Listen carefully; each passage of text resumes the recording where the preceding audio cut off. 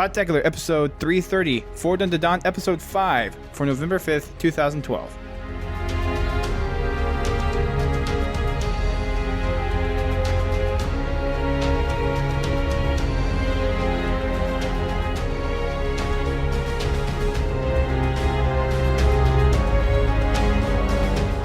Hello everyone, welcome back to Podtacular, the unofficial Halo Universe podcast. I'm your host, Duststorm, and with me is Halo Fan for Life to help cover the final episode of Halo 4 Forward Unto Dawn, which, if you have not seen it by this point, especially from the time that we're actually recording this show, there's something wrong with you. How you doing?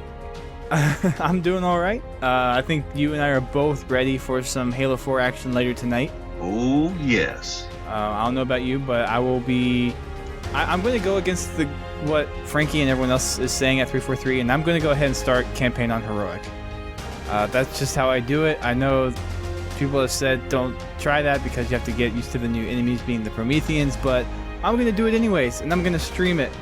So if people want to watch me fail, or heck, I might even do well, I will be tweeting later tonight after I get back from covering my local GameStop release.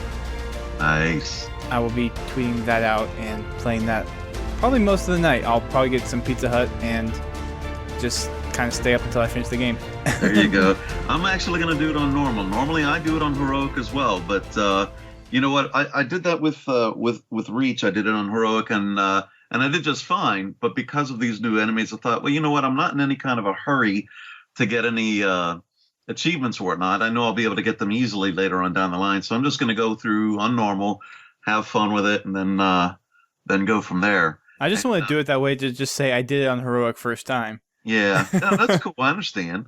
And while you're eating your Pizza Hut, I'll be eating my my Doritos and drinking my Mountain Dew for double XP.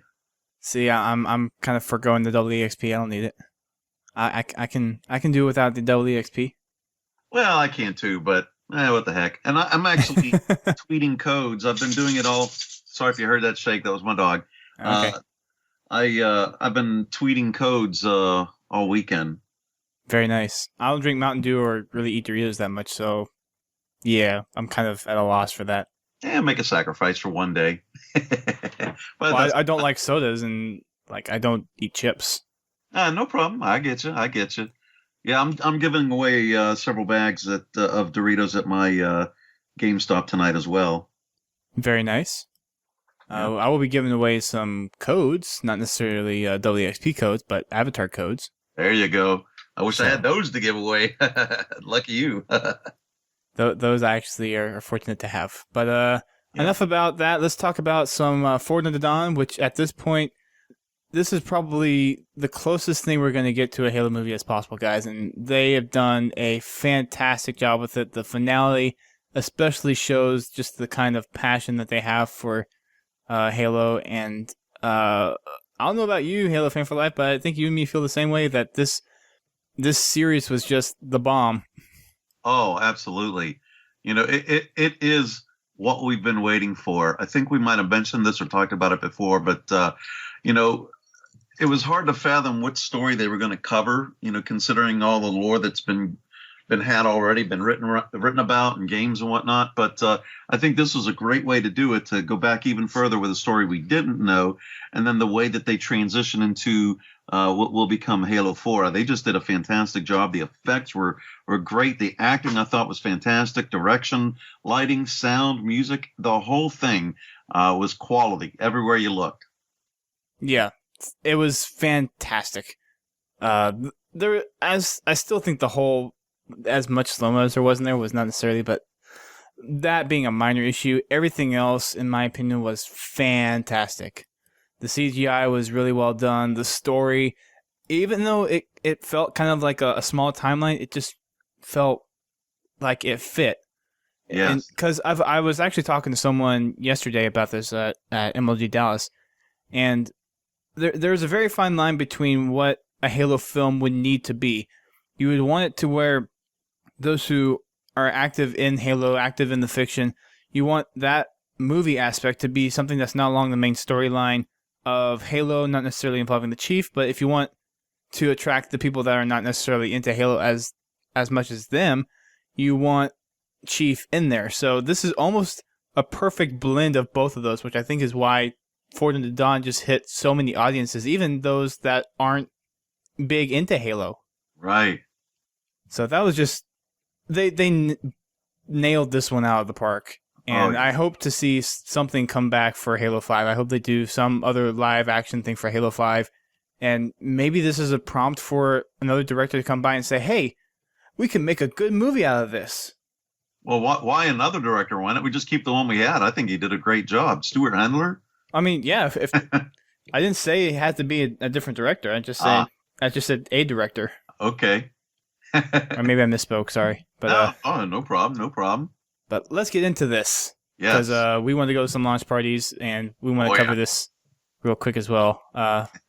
There's a couple of people have been tweeting that they want something to listen to while they wait, so we figured if we can get something out that they can download on their phones, that it might be worthwhile. So this episode is pretty much, it's the finale, so it's the wrap-up of everything, and last we saw was Chief, Lasky, Silva, Sully, and Orensky driving off in a hog out to get extracted. Sullivan has been, he was shot in the leg with a needle rifle round, so he's hurting pretty badly. Lasky is having an interesting time driving the Warthog. You could say that.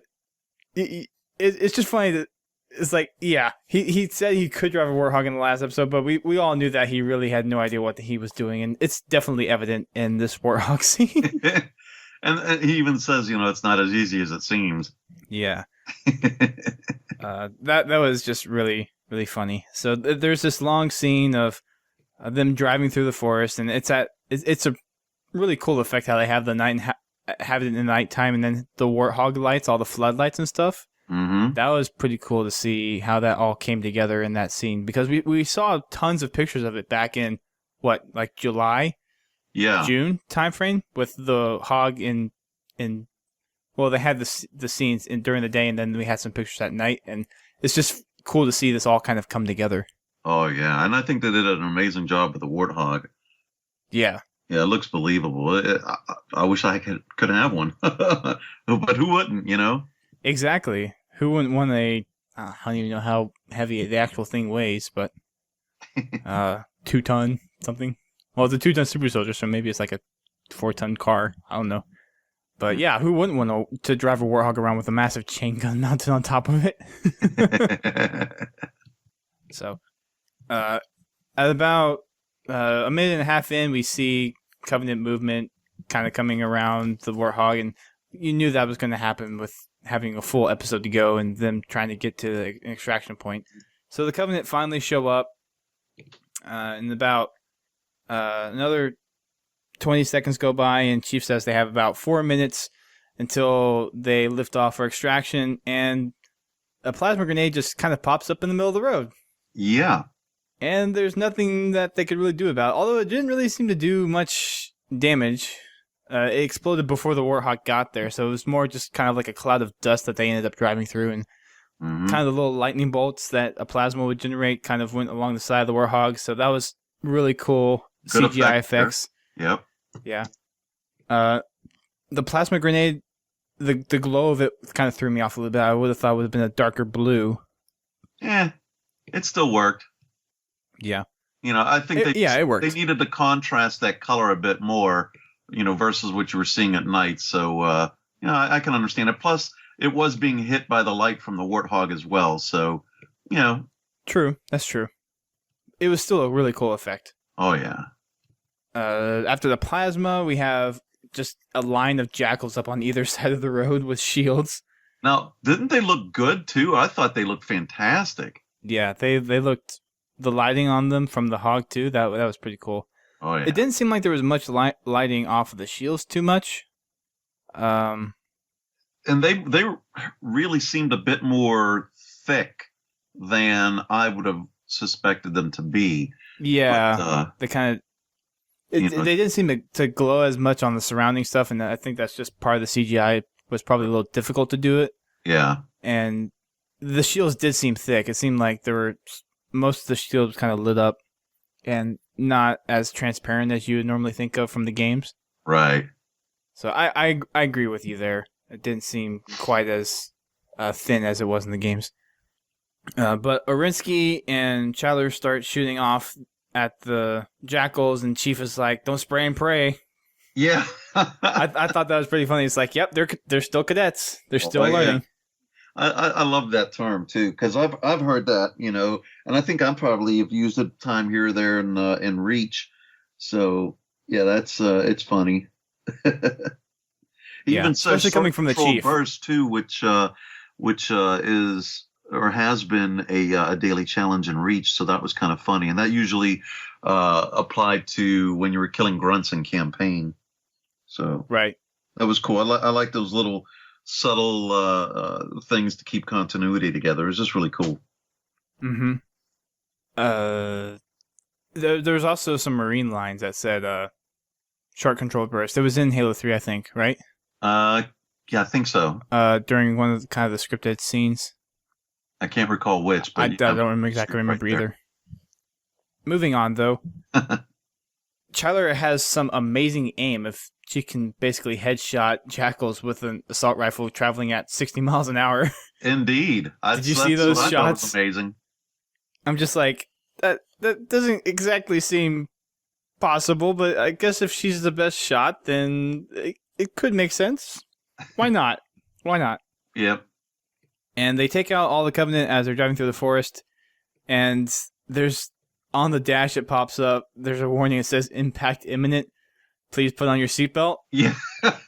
and Lasky just keeps driving, and he says, I think we got them all. And then there's this just Jackal that he runs into. Yeah. It's like, can you not read the warning sign? You were looking right at it, dude. Yep. That wasn't a deer in the headlights either. No, that was the Jackal with the and the blood splat effect. That was pretty cool. Oh yeah, I enjoy it. Some Jackal bits for dinner is what happened in that scene.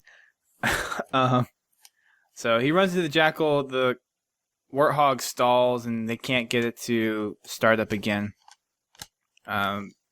Sully is kind of hurting more, so Chief gives him a dose of some biofoam, kind of patches him up, and then we find out that Chyler has been hit. Yeah. And she's been pretty mortally wounded hit. Yeah, how about that? Sticking out of her abdomen, it's glowing purple, purplish pink. And that's probably one of the coolest effects I think that we've seen in Fort of the Dawn so far. Yeah. Just seeing that kind of embedded in there, that's what you would actually think it would look like. Mm-hmm. So that was kind of a shocker to see, and it took Lasky a few seconds to realize that Chyler was injured. He was more worried about trying to get the Warthog to start up. And then he looks over. Then he looks over and yells at the Chief, and Chief's like, well, I have no more biofoam. Yeah, you're kind of SOL there.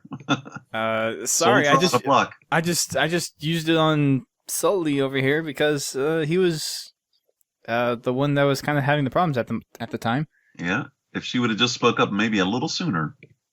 Just a little bit.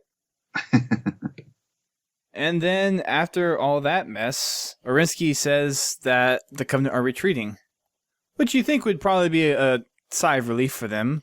But then Chief decides to drop the bomb. No, they're hunting us. And that's kind of a hint at what comes up next. I don't think the cadets really understood what that meant until a few moments later. Hunter shows up. Big, green, glowing, this beast. And you can I love the camera angle where it's just Chief looking up at the Hunter. And then you see the other cadets like, oh my goodness gracious, we are screwed. Yeah, I mean, Chief's already towering over him, and this thing's towering over Chief. So yeah, you gotta kind of I think we're screwed. Yeah, Chief's more just standing there looking up and is like, okay, I can take care of this, and the cadets are just like, okay, we're screwed. Yeah. So Chief tells him to run off and get to safety while he takes care of the Hunter, and don't stop for anyone, especially him. They run around and they eventually get to one of the bunkers that's in the training grounds, the one with the mirrors on it. Right. And that's where we lose Chyler. Yes. That's where she kind of... And you know what? I called it. If you go onto my website, it was on October 27th after we had watched it. I said I knew she had to die. In order for I remember you saying that on the podcast. In order for Lasky to really be galvanized and become a military man for life, she had to die. Effectively, he loses everybody he's ever cared anything for. We don't include his mom. That's just at this point, it's more of a military relationship rather than a mother and son relationship. And that's where we lost Mahaffey. Yeah, that's where that relationship kind of fell through. Exactly. So then to lose Kyler, the last one, and probably would have been the love of his life, that was enough. That was it. Yeah. It was sad to see. Yeah, it was. And she gives him his dog tags, and he's crying over it. Chief walks up and is like, "I'm sorry, but we got to move on. They're still coming." Well, I mean, he wasn't a complete jerk, though. He did say he was sorry. So yeah, he did. But there was a. I mean, what else could he really say, right? What's that? What else could he really say? Well, I mean, he could have just said, "We got to go," without saying I'm sorry. So at least he had some humanity there. Right. After that, we have another hunter come around, kind of stalking them. That is after Lasky kind of stands there for a couple minutes, trying to still soak the fact that Kyler's gone. Right. He catches up with the rest of the squad. The hunter is kind of looming around. They end up. We're going to shotgun probably the rest of this. They end up hiding on the rock shelf, unless you have something to pull out. Oh, go ahead. Keep going. They hide under some rocks and kind of running away from the hunter, but the hunter is still kind of chasing them around. Well, also don't forget real quick the chief, said, hey, give me your ammo, and they were all out, and Lasky hands him one grenade. Yep, and that's all that's left. A grenade against a hunter? Yeah, we'll see. We'll see. Yeah, I forgot about the whole. All we have is stun rounds. Yeah, that was brilliant. Because I mean, that's what they train with. They never had live ammo to train with. Right.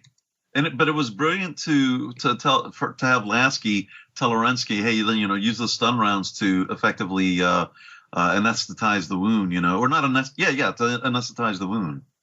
Yeah, it didn't help. She still passed away. Yeah, she died. Probably made the death a little bit more bearable for Kyler, but yeah, she still died. Yep. Die. So after kind of running around through the woods a little bit, being chased by this hunter, they kind of hunker down. And Chief comes up with this plan to distract the hunter and have the other cadets run off to the Pelican to get extracted while the Chief deals with the hunter on his own. But then Lasky decides to be all heroic, and because, since this is pretty much driven by Kyler being dead, and he's lost pretty much everything at this point, so he just feels like the only nothing thing left to live for. Yeah, the only thing that he can do for the other guys is to run out and be the distraction so the rest of his squad can get out without anyone else getting hurt. Right. So he decides to run out, distract the hunter, and he gets a good distance, and we enter this whole slow-mo scene again. Mm-hmm. This whole slow-mo sequence. He gets shot at once, and the hunter finally comes around to where Chief can get a good angle on him. Chief tries to go up, but gets back smashed with that huge shield that the hunters carry. Yeah, ouch. Yeah. You just hear this metal clank, and you're just like, oh, that has to hurt. That had to have, yes. And Chief just brushes it off. And it's like, well, that didn't work out too well. And for some reason, the hunter goes back to Lasky, trying to shoot him down for some reason. Mm-hmm. After another shot, there's another whole slow-mo sequence. Really, really slow-mo this time. The hunter fires a shot, shoots Lasky up in the air. There's a bunch of dust and everything. Chief manages to hop on the hunter's back, primes the grenade, sticks it in his back. All the nice worms and stuff that you guys know and love about the hunters. Oh, yeah. The Lagoko? Was it the Lagoko? Yeah. Yeah, but at that point, when they're a hunter, then they're a mega Lagoko. Yeah. But beside the point, sticks grenades in, jumps off, massive orange explosion. Oh, yes. Yes. orange warm worm soup. Yep. And I thought this was a little over the top, but him having to step on one of the other worms after the hunter blew up. Yeah, I thought that. I mean, I can see that it's interesting to put in, but it's just maybe a little too graphic. I liked it. I personally I liked it too. It's just like, really, guys? Was that really necessary? But no, it was a pretty cool. Yeah. Chief and the rest of the cadets run over to Lasky to make sure he's okay. And Chief calls in for Kelly to bring the Pelican to where they are, since the threat is pretty much diminished by now. As you remember, Orensky said the rest of the Covenant had run off already, and Chief already defeated the 2 hunters, so there was really no one else around to worry about. So he calls in the Pelican to pick them up. Chief picks up the charred bits of Kyler's dog tags, and gives them to Lasky. Well, not right then. It's a little bit later in the Pelican that he gives them to her. Oh, okay. So he just picks it up then. Yeah. They make it to the Pelican, greeted by 2 other Spartans, Kelly and Fred. We saw Fred already during the Oni video that Sully managed to pull together. Right, but not unmasked. No. Now I was about to get to that, yeah. So once they get on, Kelly and Fred take off their helmets to reveal that they're human as well. And yeah, but what about those freaky eyes? Those eyes. Yeah, they're genetically and biologically enhanced. Yes, those were freaky. Yeah. I thought that fit the character of a Spartan very well. Yes, but it was still freaky. Yeah. I was looking at them like, oh my god! If they would have been red instead, they would have been like vampires, But just that solid color like they were was just a little chilling. Human, but definitely different. Definitely different, yeah. Chief did not grace them with removing of his mask, so Chief's face is still unknown to everybody, and it'll always be unknown. Yeah. I'm glad they did that. Yeah, me too. I really would rather not know what he looks like. Yeah. Well, and Chief was like blowing it off as like, I'm looking out the back and making sure nothing else happens. Right. There's no reason for me to take off my helmet right now. So, I do like the question that they asked. It's like, how old are you? And they say, sorry, that's classified. Right. Because at this point, they're what? Like in their teens? Yeah, like 16, 17. Yeah. Now, I had this discussion with somebody else, and I thought they would have been around like 25, but you know what? Whatever, 16 to 25, anywhere in there. I mean, they're still quite young, but basically they're around the same age as the cadets, and it's just funny. Pretty dang close, yes. Yeah, and it's just funny that, the cadets are looking at them like, well, how old are you? Because like they're that age too, and yet here, these guys are Spartans. You could tell they're battle hardened. They got scars in their face, and they're bad. No doubt about it. But yeah, so that question was one of those things where it's like, oh, that's kind of interesting. So that wraps up kind of the young Lasky side of the story, and then we get a flash forward yeah, to current Lasky, and we go back to the recording bit. So we come full circle. Yeah, we come full circle right to where we entered into young Lasky's flashback, and the comms officer is like, "Do you want to repeat it again?" And he's like, "Nope," and basically orders the whole ship. Actually, that's. I thought that it was a comm officer as well, but I believe it's actually the AI. Anyways, go ahead. Oh, okay. Go ahead. Continue. Either or. Yeah. Doesn't really matter to this point I'm getting, but he says no, and I guess he's kind of thinking back. It's like, well, Chief helped save me, so I guess it's kind of my turn. Right. So they go after him, and he suits up for cryo. There's this whole scenes where it shows him putting on his cryo suit. He has all the freezer burns lined up. Looks like he's got some new ones too. Yeah, I'm sure the thoughts going through his mind is like, I'm doing this for you, Chief. I wouldn't be doing it for anyone else. Right. So he has that serious look. It's like, well, I'm going to do it. Right. Time to go. Mm-hmm. And that pretty much wraps up Fortnite to Dawn. Yeah. Well, there is, of course, there's the extended bit. Yeah. Just the last little bit at the very end with Cortana, where she dematerializes from the orb that we see, and then rematerializes back to the Cortana that we're all very well aware of. Although it's the Halo 4 version, which I actually have grown to very much like. The face of her is the face of Mackenzie Mason, the actress that did the physical motion capture part for Cortana. I really like the look of her, the way they did her. But then, so she rematerializes. She hesitates to activate the cryotube to thaw him out. But then the scene then goes from her to looking at him through the glass, and then you see the Halo 4 armor on Master Chief. Yeah, which I'm still not exactly sure how that happened. Yeah, me either. At this point, I don't really care anymore. I just want to play. Exactly.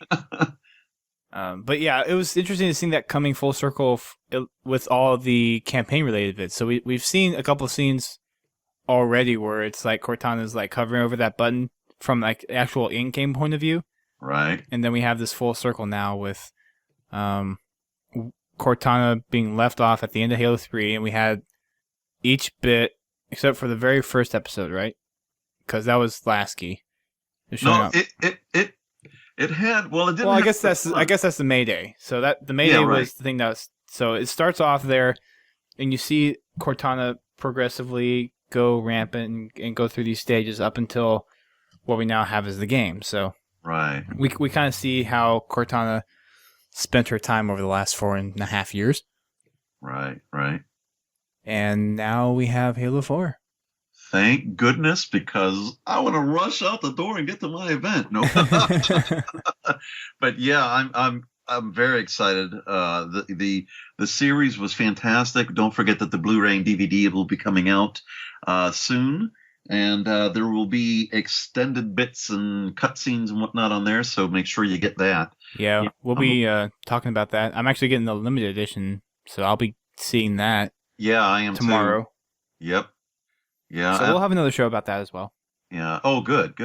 Yeah, I'm feverishly working to finish up the last graphic novel for this episode. In fact, I've been doing that while we've been talking. But I don't blame you, dude. Yeah. Well, oh my God, my weekend was just jam packed with stuff. I did another podcast. I had. I was at Dallas, so I couldn't really do anything. Yeah.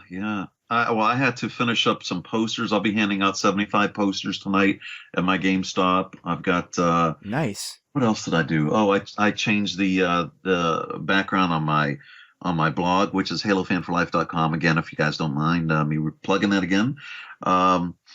It was just an extremely busy weekend, but fun. All Halo related and all just a lot of fun. Yeah, tomorrow for me is going to be half and half playing and doing stuff for Podtacular. So yeah, that's me too for my blog. Yep. As much as I want to, get into the game and just play the game for 12 hours straight, we have other responsibilities to the Halo community. That's true. It's a blessing and a curse in disguise. Exactly. All right. Well, I want to for you guys because we love you. Yes, we love our fans.